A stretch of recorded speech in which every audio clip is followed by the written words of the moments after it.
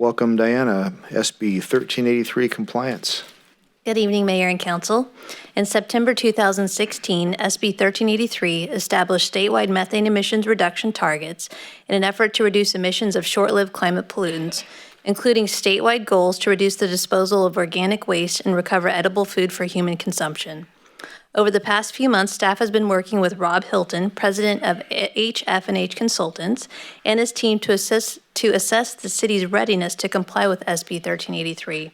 Mr. Hilton is here tonight to discuss their findings. No action is required of council tonight. This is an informational item only. And with that, I'd like to introduce Rob Hilton.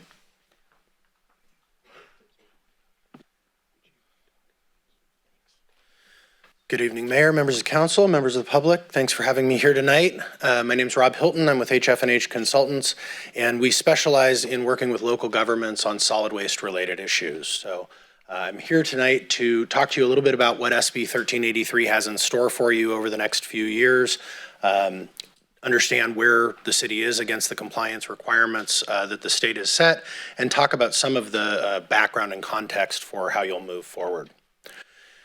So as Diana mentioned, the state adopted, the legislature passed this law in 2016, and it affects a number of industries from ag and dairy through to solid waste, producers of super potent greenhouse gases that the state is interested in reducing. The state has spent the last 2 years producing this 194 pages of regulatory text that establishes minimum program standards for every jurisdiction in the state to regulate every generator of organic waste. That means food, yard trimmings, paper, cardboard, biosolids. They've cast a fairly wide net. And the interest is in reducing the amount of methane produced at landfills. When organic waste decomposes in a landfill, in an anaerobic environment, it generates methane. We capture some of that, but not all of it. So their target by January 1 of this year was to achieve a 50% reduction in organics disposal. That didn't happen. This is the first time I'm getting to say that. January 1 of 2022, all of these minimum program standards that the state has in the draft regulations become effective, and local agencies are expected to have implemented programs and those things. And in January of 2022, the state can enforce against local agencies for failure to comply. The penalty is up to $10,000 per day for a jurisdiction failing to implement all of these programs. By January 1 of 2024, they're proposing a fairly radical shift in how we interface with the public around solid waste services. Specifically, they're going to look for local agencies to enforce with fines for people that don't properly separate recyclable materials and organic materials from the trash. So this is a big shift in how we deal with this stuff, and we're trying to get out in front of it and bring some awareness early, because there are going to be a number of changes that are required to get to that place in 2024. All of that is in service of trying to get to a 75% reduction, which may happen if they implement those things, in organics disposal by 2025. In addition, they want to take some of that food that's being wasted and recover it where it's safe, where it's appropriate for human consumption to deal with hunger issues that we have in the state. So we went through your franchise agreement with Recology, and Recology is here in the room today, your ordinances, your policies here at the city, to understand where are you in complying with those regulations. And they cover these sort of 5 major topic areas. So I'm quickly going to go through where you are. There's details in your packet. On the collection and processing requirements, basically what you collect from customers, where it goes, how it gets handled, you're in fairly good shape on. That's the piece that you're the most close to compliance for. We'll talk about some of the specifics in a second, but generally for your residential generators, you're in good shape. There are some additions that you'll need to do for some commercial and multifamily generators and program expansion for those folks. Your materials are going to good processing facilities that are taking care of them in the ways that they should, so that piece is pretty well taken care of for you. There are some changes that the processing facilities will have to deal with related to these regulations that will affect their operations, but you're in pretty good shape in terms of your programs. The next pieces, you have a little bit more distance to cover on getting to compliance. So for monitoring and enforcement, They want you to monitor the activity of all of the generators of organic waste in your community. They want you to know if they have a recycling container, have an organics container, whether they're contaminating those containers, and you're expected to have protocols for monitoring that. There are also significant reporting requirements. All of the monitoring that you do, the state is going to want reported to them on an annual basis. In terms of enforcement, you'll have to have ordinances that allow you to enforce around the things that they're looking for enforcement on, and there's a fairly healthy list, against generators who either don't participate correctly, or flagrantly violate the laws. You're expected to establish edible food recovery programs. In this area, you do have some good feeding organizations and some networks around that. The city will need to take an enhanced role around that, or your regional partners will, to promote those things, to create networks that connect those that have edible food to donate with those that are feeding people. You'll need to adopt a number of ordinances. Could be all at once, but it will probably affect 4 or 5 different sections of your municipal code. Mandating organic separation, mandating food recovery, and permitting your enforcement of those things. In addition, you need to be keeping up with construction and demolition waste, and the state is looking for you to help close the loop on the recycled materials that are going to go out there by enforcing pieces of the model water efficient landscaping ordinance that the state has. And then lastly, as part of that closing the loop, the state has asked local governments to pick up the tab on some portion of the organic material that will be recycled into compost or mulch or renewable natural gas. And each city in the state has a population-based allocation of how much of that stuff you'll need to purchase. In addition, they're looking for you to purchase more recycled content paper, and they're looking for you to report to them about how much you are or aren't purchasing. So, as I mentioned earlier, the good news is, for your residential system, you're in pretty good shape. You have mandatory services for the residents. They have the source separation that the state is looking for. You're pretty well set for your residential program. For your commercial program, you have the services available, but only subscription to garbage is mandatory. Subscription to recycling and organics is not yet mandatory. And so the biggest lift that you have around the collection program is getting all of those folks that aren't currently participating in recycling or organic separation participating in that program, not just commercial, but any multifamily properties as well, which is a bit of a challenge. So thanks to Recology for the graphics. The other piece of context here is you're part of a special thing in the state of California called a regional agency. And CalRecycle, the state regulatory agency in charge of this stuff, gives special authority, responsibilities to regional agencies, particularly to deal with the reporting and record keeping pieces of this. But also, many regional agencies throughout the state take a facilitative role in a number of these programs. And so the Regional Waste Management Authority has actually contracted with our firm to help look at an organizational study for how that agency could operate, particularly around the expansions that are needed here for 1383, but also just for the longevity of the program. So that's an important piece of context, and it means that you can you could leverage those regional partners to pool some of your resources rather than replicating things 6 times in each agency. So our recommendations are soon, work with Recology to understand what it would take to expand those food waste programs to the remaining generators that don't have them. Start working on developing local ordinances and policies. Good news on both of those. CalRecycle is working on model ordinances and model franchise agreement language that is supposed to help local agencies, with what will need to be implemented, and you can tailor those models.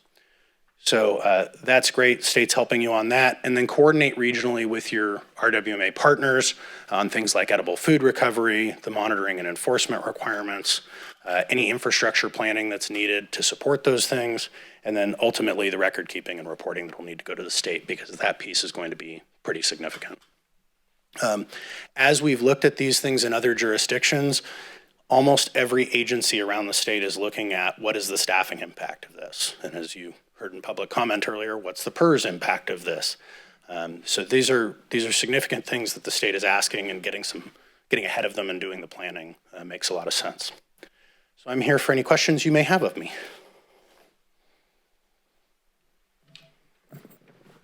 Go ahead. Through the mayor, thank you for the presentation. It sounded as if you told us the state hasn't completed all of its requirements yet. Do we have an idea of when that might happen? So they have submitted the draft regulations to the Office of Administrative Law as of 2 weeks ago. And so they come out of Office of Administrative Law and are official March 4th, I believe, or March 6th. Well, that's better than some of their regulations. So the timeline, if you could, for us to get going and when we would need to be completed, do you have any opinion on that? We're recommending that folks have ordinances done, any amendments you need to do to your franchises taken care of about 6 months early so that there's some lead time to implement things. The ordinances could become effective, January 1 of 2022, but having the staff work done, having the council and public input processes and all of that done by July of 21 is really ideal. And so that means fairly quickly getting to the table with Recology and understanding what the gap is between current services and what is needed, and we've mapped that out pretty well for staff, and working through, what are the impacts of that to the program, and doing that again with your regional partners to understand are there ways that you can share in that, make some sense. And then this organizational study with the RWMA is just gotten started, just got approved with them, and should take somewhere around 6 months to conclude. So we're hoping to get everything pretty well settled for you guys in time. Thank you. Through the mayor. Yep. Thank you for bringing this up tonight. I'm actually the vice chair for the RWMA, and I brought this at our last council meeting because this did come up on the radar. We approved the study you're doing. We do have to address this, and we do need to be aware of this. And the one thing that I want to make sure this council does is works collaboratively with the RWMA because we are a regional type of situation with a single service provider. They've already, probably through some work that you preliminary did with them, has identified several sources that are already doing sorting as it's going to be required. They've identified some major contributors that are not yet sorting as it's going to be required. The consensus that we got from Mr. Martin, nothing's been finalized, but the consensus is to try to organize this from the RWMA standpoint to make recommendations out to all partners of RWMA as to what the ordinances should look like, because it's going to be easier for the local municipalities to do that, and the accountability lies with us as well. And the fines, as you said, are quite steep. So my commitment to this city and the council is to keep you guys informed with any information that I get. We did commission the study, so probably 6 to 9 months we should have something here by the fall. But most importantly is we work together as a community with the RWMA as it was designed to make sure we're leveraging each other the way it should and not going rogue and on our own and trying to be the sole person with all the answers. And I think that that's the tone this council set, and I would love for us to make sure that we're plugged into RWMA and worked collaboratively with them to get this solution done. Through the mayor, I agree with you. I think that it's important. I really like the fact that the efforts are going to be coordinated regionally.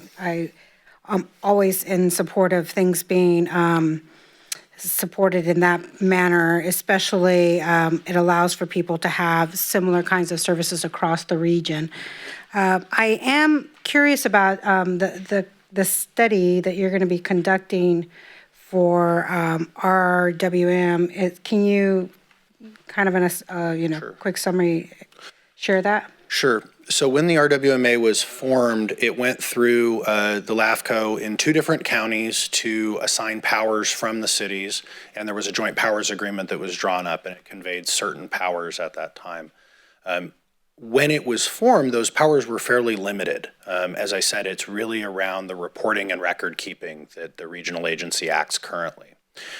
If going forward, you wanted them to do things like enforcement, additional powers would have to get assigned to them and additional responsibilities added through the JPA.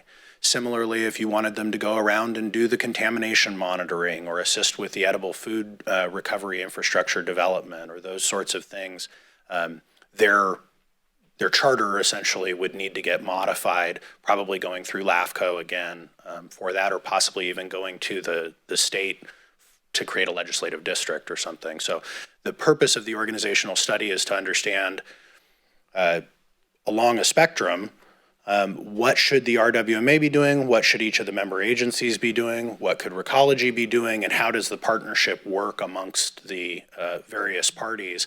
And then what are the resource needs? So as we expand to deal with the requirements of 1383, it's going to mean more hours, more bodies, more work. And so looking at how best to organize that. And so our charter is to kind of look at a few different models for other JPAs that deal with solid waste around the state and help you guys understand the pros and cons of those various things, and working with kind of facilitating amongst the jurisdictions to come up with a recommendation amongst the city managers and county administrators about how best to move forward organizationally. That could mean at one end of the spectrum dissolving the JPA and each agency is on their own to deal with this. At the other end of the spectrum, it may be adding a number of powers to them, consolidating contracting authority, assigning police powers so that they can do enforcement, and really ramping them up to deal with the level of effort that's required. So that's pretty much the focus. And the results, each member agency has to sign on to the joint powers agreement and has to agree for any transfer of powers. So this is really just to study the options and get you guys some data to make some decisions on. Thank you. So after the study is completed, presented, options are going to be determined, and it's going to be through the RWMA. And in that, the discussions, a vote will happen or something, or will you bring back the study to this council for review? Yeah, through the mayor. Just to put it in perspective, there's more people in this room here tonight than the RWMA has total. So there's just a handful of people for reporting purposes. I believe we have 6, maybe 7, that actually does all the reporting. It's also the same people that handle regional transit. Keith's office is doing both of this. The discussion was kind of what he was alluding to, is to do the study, figure out the recommendations, and transfer probably that authority and that power back to the municipalities, or either have them come up with a separate JPA or something to do the enforcement, because there's not the manpower, the capacity there to do it. Okay. There's really nothing that the RWMA is going to pass that will come down and be a directive. It's more of they're doing the homework, trying to pull all 5 together to come up with solutions, and then that'll be communicated back through city managers, the members of the RWMA, to the councils. Each municipality has to decide what they want to do in the best approach. Right. But they're trying to figure it out collectively and give everyone all the information. Perfect. That's exactly what I understood. I was just wanting to clarify if you were going to bring that back to us as a council, and it sounds like you're going to do that, and each of the city managers and CAOs will be involved in all the entire process. Yep. Okay, thank you. Through the mayor. Yep. I guess you're the spokesman for the jurisdictions, I hope. I wanted to talk about the edible recovery. Sure. The last 4 years, I've gone through 2, what do we call it? I'm going blank here. Where we took care of people. Oh my God. Feeding event of some sort? Pardon? A soup kitchen or a feeding No, event? not of some soup sort? kitchen. We had the 2 fires. We had Loma Rica once, and we had Paradise second. So we had people in, and folks were cooking. Folks were bringing us stuff. And the health I wanted to mention is the health department. You brought that food in, we had to throw it away the next day. And it was good food. We could serve them. It was refrigerated, this, that, everything else. And the health department said, "You're done. At the end of the day, you're done. It's gone." So I'm hoping the state thinks about this, because they want us to recover this and give it to people that need it. And from what I've seen 2 times, it's you get 1 shot and you're done. And it was it was a lot of wasteful food, lots of wasteful food. So this grand idea I have, I hope they have the answers for it, is my concern. you know, they don't have all the answers, unfortunately, but what they do have is they've got some good models out there that are working. Fresno, Sacramento, LA, San Diego have amazing food recovery networks, partnering between the food banks and the soup kitchens and the faith-based feeding organizations and things like that. And the departments of environmental health around the state are engaged on this issue to try and make sure it's safe first. We don't want to feed people bad food, but also facilitate means and methods for getting this food in stable ways to the people that need it. So yes, that's part of the challenge, and it's part of the reason that they're at 20% edible food recovery, not more, is they realize feeding people safely is the first priority. And so all those, you know, environmental health rules that are out there about how long things are out after they've been heated and when they need to get back in the fridge and how long they can be in the fridge for and all of that are very good at keeping us all healthy and safe and reducing food poisoning and all of that, and we want them to keep doing it. But you know, there is an opportunity there, and there are some good models out there of how this works. So we need to get those best practices pushed out and shared with folks and help train those feeding organizations to make sure they know the rules and they're doing things in the right way so they don't waste quite as much. But there's a phenomenal amount of waste around this issue. Yes. And for all you folks out there, I finally figured out it was 2 evacuations. Thank you. Okay, thank you very much. I'm just hoping it works out right, because like I said, at the end of the day, at 9 o'clock at night, we were just throwing tons of food away, which it could have been used the next day, and they said, nope, you're done. So I hope it works out right. Thank you. All right, some good questions, and thank you for the presentation. It's informative. Sounds like we have a big challenge as a community ahead of us. But we thank you for that information. Also thank Recology for their efforts and contributions and anticipated participation in this. It's got to be a thrill. But it's all for a good purpose. I understand the concern, you know, stuff you may be okay at home, but when we talk the whole public health, they draw the line really low, and there is a reason for that. So thank you very much. This is just simply a note in the file. Would anybody from the public care to comment on anything? Yes, sir. Yes, sir. Come on up, and if you don't mind, please stating your name. Thank you.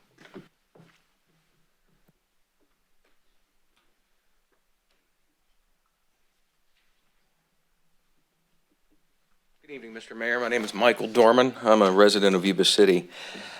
This last agenda item, whenever we talk about giving police powers or powers of enforcement to anyone that is not a sworn law enforcement officer, that raises some real concern with me, especially considering the folks that are driving the trucks for Recology are doing a great job, but dealing with them, they don't always know the policies and procedures of the company.